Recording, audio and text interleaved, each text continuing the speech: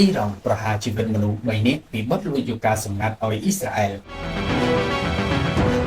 ទីក្រុងតេហេរ៉ង់ថ្មីនេះប្រទេសអ៊ីរ៉ង់ប្រហារជីវិតពលរដ្ឋ3នាក់ពីបទលួចយកការសម្ងាត់ទៅឲ្យអ៊ីស្រាអែលនេះមកយោងតាមការចេញផ្សាយរបស់ទីភ្នាក់ងារសារព័ត៌មាន IRNA របស់រដ្ឋាភិបាលអ៊ីរ៉ង់ផ្ទាល់តែម្ដងការប្រហារជីវិតដោយព្យុះក្លលើកនេះជាករណីថ្មីបំផុតដែលពាក់ព័ន្ធនឹងសង្គ្រាមអ៊ីរ៉ង់និងអ៊ីស្រាអែលការព្យុះក្លប្រហារជីវិតនោះធ្វើឡើងនៅពន្ធនាគារអូប៊ីយ៉ានៅខេត្តអាស៊ីបៃសងខាងលិចជាតំបន់ចុងកាត់មាត់ញោកភាគពាយព្យប្រទេសអ៊ីរ៉ង់ទីភ្នាក់ងារសារព័ត៌មានខាងលើបានដកស្រង់ប្រភពពីមន្ត្រីតុលាការមកផ្សាយថាបរិសុទ្ធដែលត្រូវប្រហារជីវិតទាំងនោះត្រូវបានចោទប្រកាន់ពីបទនាំយកគ្រឿងបរិក្ខារសម្រាប់ធ្វើជាតិចូលទៅក្នុងប្រទេសអ៊ី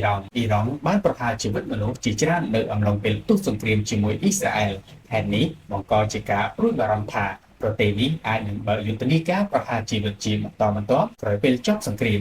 អ៊ីរ៉ង់បានប្រកាសឈ្មោះពលិតដែលត្រូវប្រហារជីវិតទាំង3នោះទី1អាសាបសូជេអ៊ី2អេត្រេសអាលី3ជាជនជាតិអ៊ីរ៉ាក់ឈ្មោះរ៉ាស៊ូលអាមេតការប្រហារជីវិតអ្នកទាំង3នៅថ្ងៃនេះនាំឲ្យចំនួនពលិតដែលប្រហារជីវិតកើនឡើងដល់6នាក់ចាប់តាំងពីថ្ងៃទី16ខែមិថុនាគេគិតថាមិនយូរទេអ៊ីរ៉ង់នឹងប្រហារជីវិតមនុស្សបន្ថែមទៀតជាពិសេសបន្ទាប់ពីរាជរដ្ឋាភិបាលអ៊ីរ៉ង់ទុកពេលត្រឹមថ្ងៃអាទិត្យសប្តាហ៍នេះឲ្យអ្នកលួចយកការសម្ងាត់ឲ្យអ៊ីស្រាអែលចេញមកសារភាពឲ្យហើយដើម្បីកុំឲ្យមានទោសពៃកាន់តែធ្ងន់